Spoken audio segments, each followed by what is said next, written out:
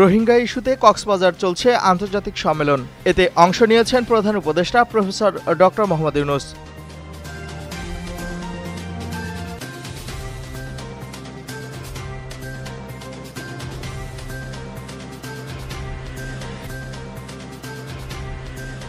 মিয়ানমারের বাস্তুচ্যুত রোহিঙ্গা জনগোষ্ঠীকে আশ্রয় দেওয়ায় বাংলাদেশ সরকারের প্রশংসা করেছে যুক্তরাষ্ট্র।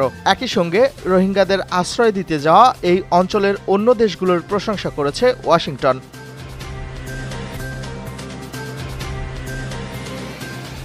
শেখ হাসিনা ও আসাদুজ্জামান খান কামাল সহ ৩ জনের বিরুদ্ধে ৮ম দিনের সাক্ষ্য গ্রহণ আজ। বিচারপতি মোহাম্মদ গোলাম মর্তুজা মজুমদারের নেতৃত্বাধীন আন্তর্জাতিক অপরাধ ট্রাইব্যুনাল ১-এ এই সাক্ষ্য গ্রহণ হবে।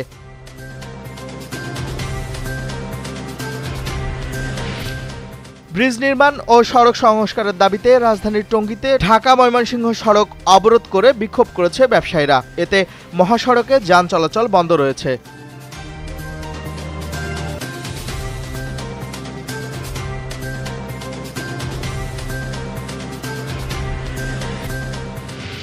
ইসরায়েলি হামলায় একদিনে আরও ৫১ ফিলিস্তিনি নিহত হয়েছেন। একই দিনে গাজায় মানবিক সহায়তা নিতে গিয়ে প্রাণ হারান ২৪ জন। এক প্রতিবেদনে এই তথ্য জানিয়েছে সংবাদ মাধ্যম আল জাজিরা।